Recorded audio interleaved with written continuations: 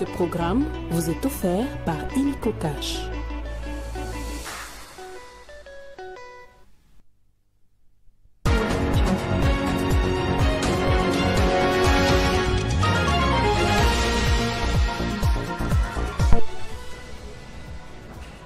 À la COP29 à Bakou en Azerbaïdjan, la première ministre Judith Suminwa s'est engagée dans une mission cruciale pour obtenir une rétribution équitable du crédit carbone pour la République démocratique du Congo. Initialement prévue pour ce mercredi, la clôture des États généraux de la justice est reportée au samedi 16 novembre pour approfondir les propositions de réforme. Législative au Sénégal, après de nouveaux accrochages violents entre militants du parti au pouvoir PASTEC et ceux de la coalition d'opposition Samsa Kadou, le Premier ministre Ousmane Sonko, qui avait enjoint dans un premier temps ses sympathisants à riposter à d'éventuelles attaques, n'appelle plus à la vengeance. C'est l'heure du journal sur Télé 50. Madame, Monsieur, merci de nous rejoindre. Direction Azerbaïdjan, où pour parler de la conférence annuelle des Nations Unies sur les changements climatiques, la première ministre Judith Suminwa a depuis Bakou lancé un appel puissant aux Congolais pour un élan patriotique en faveur des intérêts de la République. Elle a souligné que chaque Congolais a la responsabilité de faire entendre la voix du pays et de revendiquer la reconnaissance de son rôle essentiel dans la protection de la planète. La première ministre Judith Suminwa Tuluka a reçu en audience dans ses bureaux de circonstances installés à la COP29 M. David Lemmy, ministre britannique des Affaires étrangères pour l'Afrique. Les échanges entre les deux autorités ont porté sur les renforcements de la coopération et des relations bilatérales entre les gouvernements du Royaume-Uni et de la RDC, notamment la collaboration dans la lutte contre les changements climatiques et pour la protection des forêts, la promotion des partenariats gagnant-gagnant en matière de commerce, ainsi que les voies des résolutions du conflit dans l'est de la RDC. Les échanges se sont conclus sur des propositions concrètes pour engager un certain nombre d'activités, y compris l'appui à la RDC pour faire valoir son rôle de pays solution à la COP30 de Belém au Brésil à la fin de l'année 2025. Dans la même veine, la première ministre a été reçue par la secrétaire générale adjointe des Nations Unies en charge du suivi de la mise en œuvre des engagements pris dans le cadre des négociations sur le climat. Les échanges entre les deux personnalités ont permis de faire le point sur les enjeux des négociations de Bakou COP29 et les points critiques qui intéressent la RDC dans son profil des pays solutions. La chef du gouvernement congolais a pris aussi contact avec le président du Congo-Brazzaville, Denis Sassou Nguesso, dans un contexte où la coopération en bilatérale entre ces deux pays frères, séparés par le fleuve Congo, se porte bien.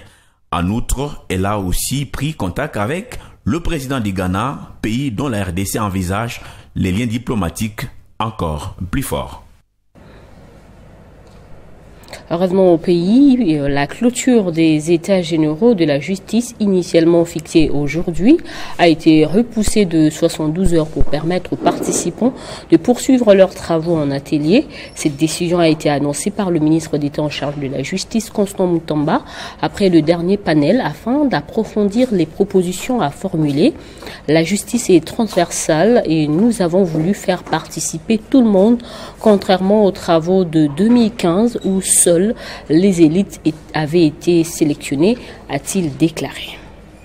Mais après cette étape, il est essentiel maintenant d'entrer dans les travaux en atelier pour poursuivre les réflexions de fond, pour déboucher sur des solutions consensuelles, sinon concertées, sur les réformes qu'il faudra mener à l'issue de ces États généraux. Je vous invite donc à pouvoir plus que jamais vous engager une fois de plus dans les travaux en atelier et qui vont durer 48 à 72 heures parce que nous accordons autant de l'importance à ces travaux. Donc la date initialement prévue pour la clôture a été décalée, légèrement décalée pour vous permettre maintenant de réfléchir sur toutes les propositions qui ont été avancées ici. C'est la patrie d'abord qui nous réunit ici. Ce n'est pas l'argent d'abord, c'est d'abord la patrie.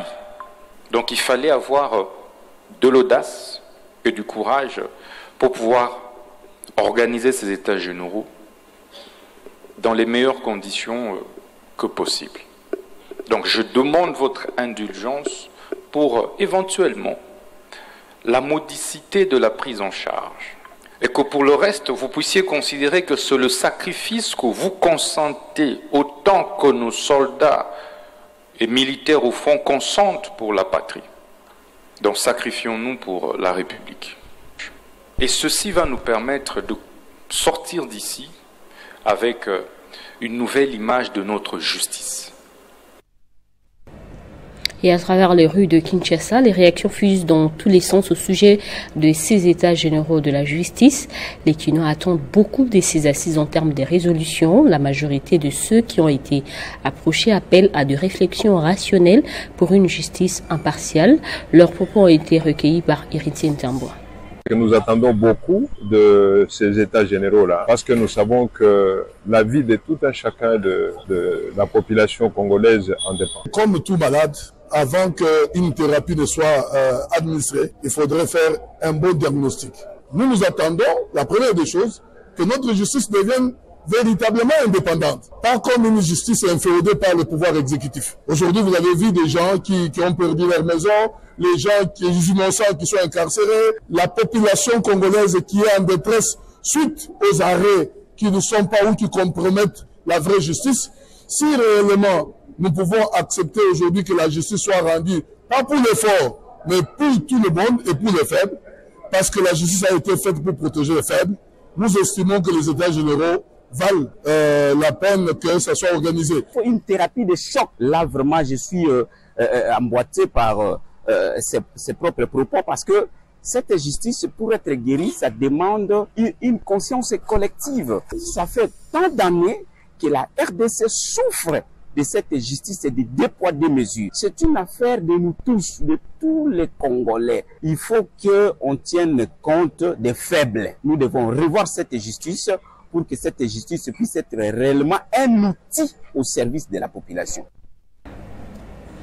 Constitution de commission pour assister les sinistrés de la démolition de Bipemba à Mbujimayi par la ministre des Affaires sociales, Action humanitaire et Solidarité nationale, Nathalie Aziza Mounana. Après avoir pris connaissance de la situation, la ministre a promis son accompagnement aux victimes pour une assistance. Après avoir pris à bras-le-corps la situation des sinistrés des démolitions des Bipemba, la ministre des Affaires sociales, Action humanitaire et Solidarité nationale, Nathalie Aziza Mounana, veut passer à la vitesse supérieure pour apporter l'assistance sociale et humanitaire, ce qui justifie la convocation de la réunion des constitutions des commissions, une représentation de 100 personnes sur les 38 000. Et c'est dans une émotion vive que s'est tenue la rencontre.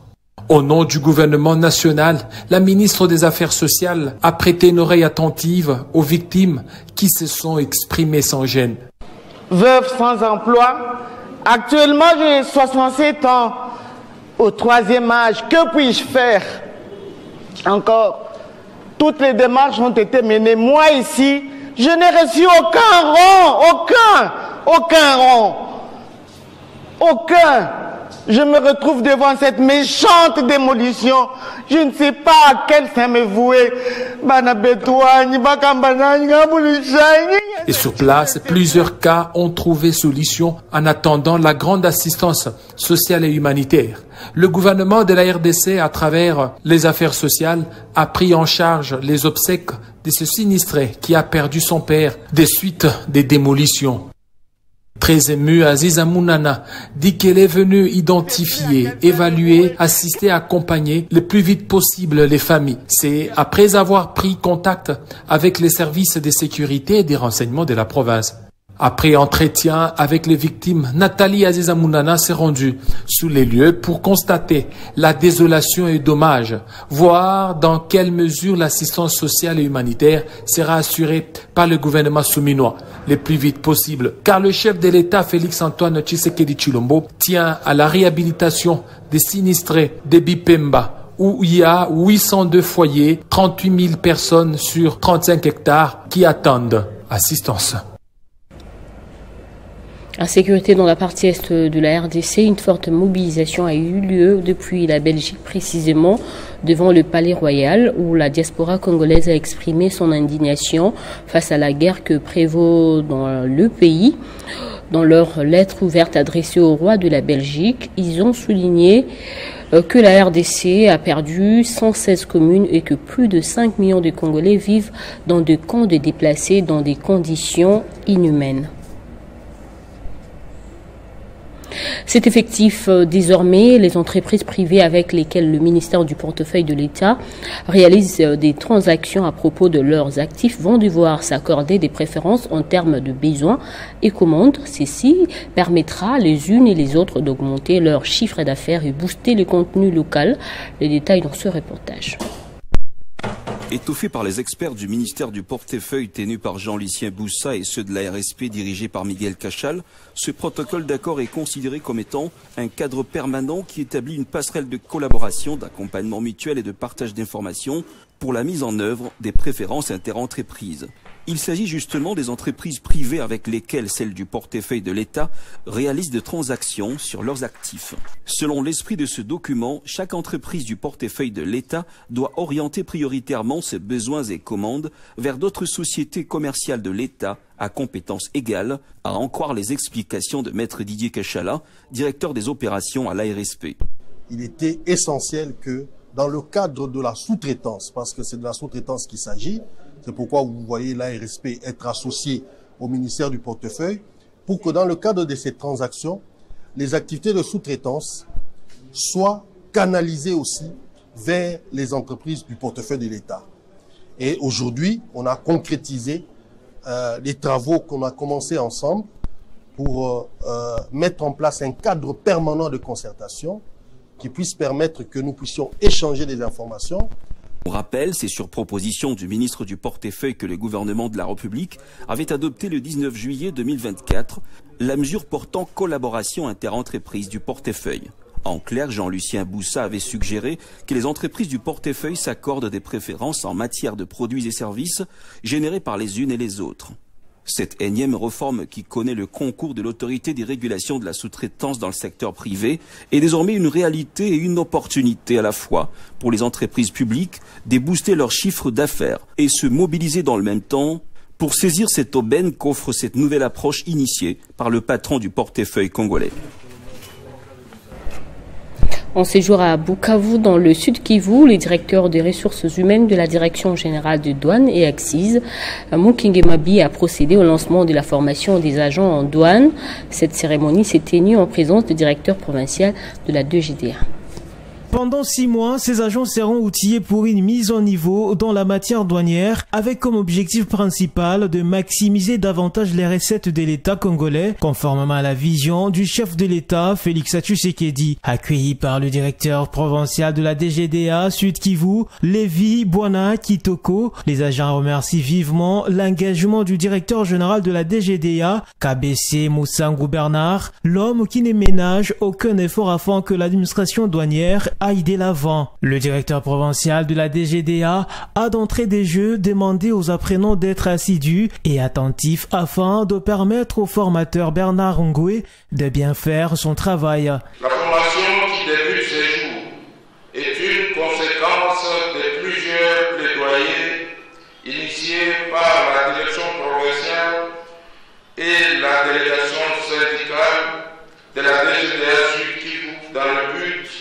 absolu du renforcement des capacités des cadres et agents. Le directeur des ressources humaines, représentant du directeur général dans ses assises, a montré l'importance que la direction générale donne à cette formation car elle intervient après celle de la ville de Lubumbashi qui avait abrité la 13e édition et voilà le tour de la ville de Bukavu. Les capacités de personnel aux techniques modernes de gestion dans le domaine des douanes assises figure parmi les missions de la Direction générale des douanes assises. Ainsi, la Direction générale des douanes assises a la charge de former et de recycler son personnel dans le domaine des douanes assises. Notre source a montré que les participants ont l'obligation de bien suivre la matière car le gouvernement a besoin d'argent et c'est aux douaniers de tout faire afin que l'État congolais puisse avoir les moyens de sa politique. Notons que cette formation se tient au collège Alpha-Jiri dans la commune d'Ibanda. En dehors de nos frontières, les Sénégalais sont appelés à élire dimanche 17 novembre une nouvelle assemblée après la dissolution prononcée en septembre par le président Bassirou Diomaye Faye à quelques jours des élections législatives. La tension est montée d'un cran au pays. Ousmane Sonko, Premier ministre, a exhorté ses partisans au calme après les avoir appelés à se venger de violences commises selon lui sur ses militants par des opposants. Que comprendre de la situation actuelle de la politique au Sénégal? Des explications avec Héritier Tamboa. C'est une tension qui est montée d'un cran en pleine campagne électorale pour les prochaines élections législatives au Sénégal. À quelques jours de ces scrutins, les incidents se sont multipliés en début de cette semaine entre militants du PASTEF, le parti du Premier ministre Ousmane Sonko, et ceux de l'opposition, notamment du parti Samosa Kadou de Barthélémy Dias. Le lundi, une manifestation politique à Saint-Louis a dégénéré en violence, entraînant des blessés parmi les participants. Les médias rapportent que plusieurs arrestations ont été effectuées et du côté pouvoir, les tons étaient également montés. Mais après des déclarations virulentes appelant à la vengeance proportionnelle contre les agressions subies par son parti PASTEF, le chef du gouvernement sénégalais, Ousmane Sonko, a finalement exhorté hier mardi ses militants à la retenue, disant, je cite, « n'attaquez personne, ne frappez personne, ne provoquez personne, désactivez tout, mais qu'on reste vigilant », a déclaré hier le Premier ministre dans la soirée. Des propos qui contrastent avec sa dernière sortie où il affirmait que Barthélémy Dias et sa coalition ne devaient plus battre campagne dans ce pays. Une page noire dans ce journal. Hubertine Mbungu a rejoint depuis hier mardi la terre de ses ancêtres, épouse du feu Tarsis Kasongo Mwema, ancien porte-parole du chef de l'État Félix Tshisekedi, décédé en novembre 2022.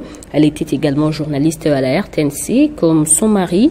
Jean-Marie Kassamba, patron de l'espace 50, a rendu un hommage à sa consoeur dans cet extrait. Je suis très triste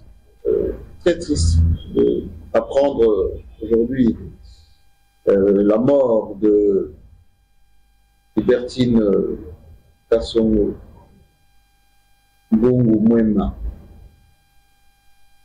une grande journaliste et surtout une grande dame de la communication, parce que c'était une grande documentaliste, épouse d'un grand journaliste, un grand professeur de communication, que j'ai connu d'abord jeune, parce que quand elle présentait le journal au féminin chaque dimanche avec les Kabamuchita, les Sakomuba Konzo, j'admirais cette dame. Et quand je suis allé en Europe, en 1995, elle a rejoint son mari, qui était déjà avec nous à Paris. Ils se sont installés à Argenteuil, à côté de chez moi. Moi, j'habitais à Sartreville. Et j'allais à la maison, à Argenteuil. C'est là, effectivement, que nous avons passé beaucoup de temps ensemble, à la maison, avec Kasongo Mwema. Les années où elle allait à Bruxelles, parce que son père était à Bruxelles. Ensuite, elle a commencé à travailler. Elle a encadré son mari. Elle a suivi quand son mari préparait son doctorat à Bordeaux. Et nous avons préparé ensemble et présenté le plus grand événement de la vie des Papa Wemba à l'Olympia de Paris. Et donc, je vois comme c'était hier, cet grand événement. Mais avant cela, nous avons organisé avec Maman Mbungu Mwema à l'hôtel qui se trouve au Porte-Maillot. Place au rappel des titres. À la COP29 à Bakou en Azerbaïdjan, la première ministre Judith Suminwa s'est engagée dans une mission cruciale pour obtenir une rétribution équitable du crédit carbone pour la République démocratique du Congo. Initialement prévue pour ce mercredi, la clôture des États généraux de la justice est reportée au samedi 16 novembre pour approfondir les propositions de réforme. Législative au Sénégal, après de nouveaux accrochages violents entre militants du parti au pouvoir PASTEF et ceux de la coalition d'opposition Samsa Kadou, le Premier ministre Ousmane Sonko, qui avait enjoint dans un premier temps ses sympathisants à riposter à d'éventuelles attaques, n'appelle plus à la vengeance. On va passer à la revue de presse.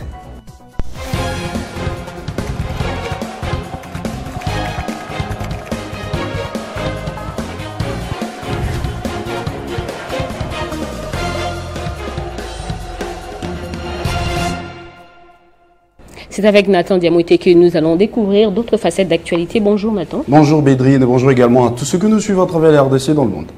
On ouvre avec ce sujet État généraux de la justice. Les assises vont se poursuivre jusqu'au samedi 16 novembre prochain.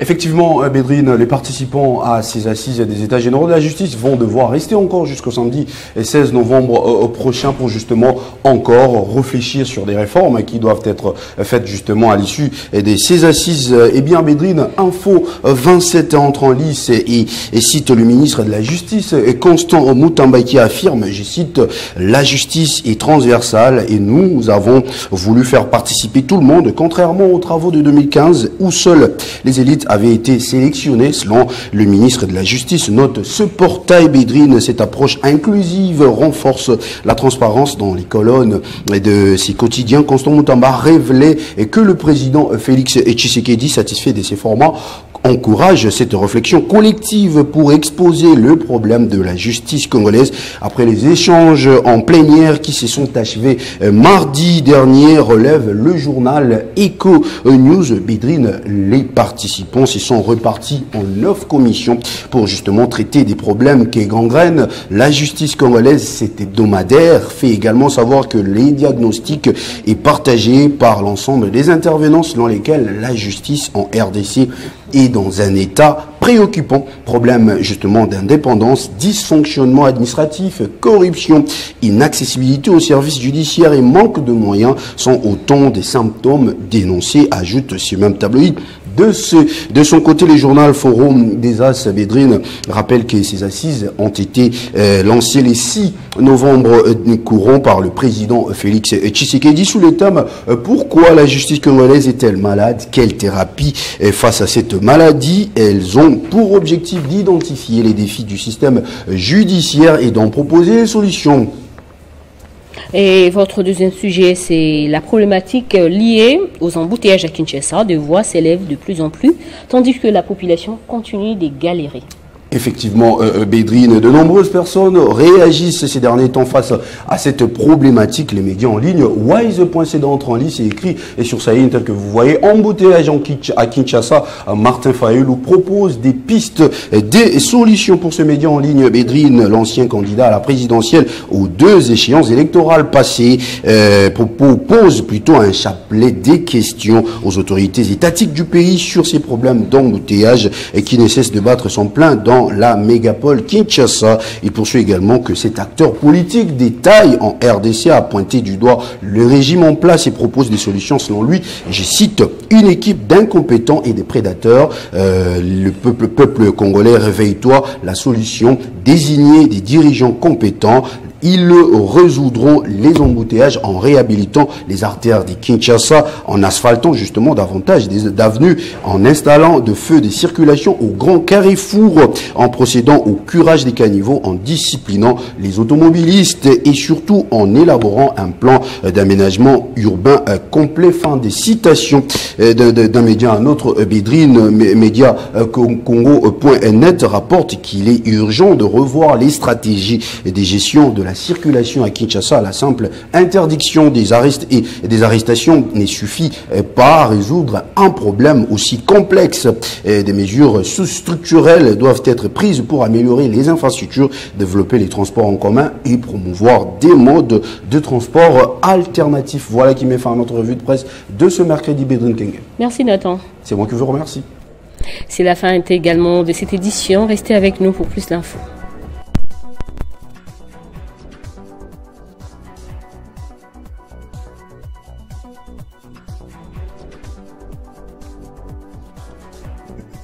Retrouvez toute l'actualité en continu sur www.tele50.cd.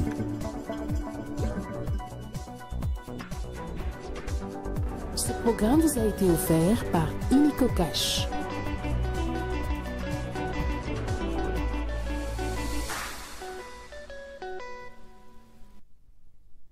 La 4e journée des États généraux de la justice congolaise a connu une ambiance électrique avec la participation de l'inspecteur général des finances, chef de service, Jules Alingué-Tekei, samedi 9 novembre 2024 au centre financier de Kinshasa. Dressant l'état des lieux de la corruption et du détournement des deniers publics, le gendarme financier de Félix-Antoine Tshisekedi Tshilombo a proposé 6 remèdes comme réponse judiciaire au fléau de la corruption en RDC, notamment la mise en place d'un parquet financier. Premièrement, il faut la création et la mise en place d'un parquet financier. Pourquoi? Aujourd'hui, la réalité, le détournement, la corruption, c'est au travers de la comptabilité, au travers des finances publiques, au travers des chiffres. Donc nous avons du mal. Quand nous avons des dossiers, on peut passer 1 mois, 2 mois. Tout d'abord, il faut tout d'abord expliquer au ministère public les dossiers de manière à ce que lui puisse porter cela et être capable d'amener la personne vers les juges. Des applaudissements frénétiques au début, pendant et après ont animé l'intervention du patron de l'IGF. Pour Jules Alingué-Tekei, la mauvaise gouvernance financière publique a contribué à l'aggravation de la maladie de la justice. Aussi, les gestionnaires publics doivent être dépouillés de leurs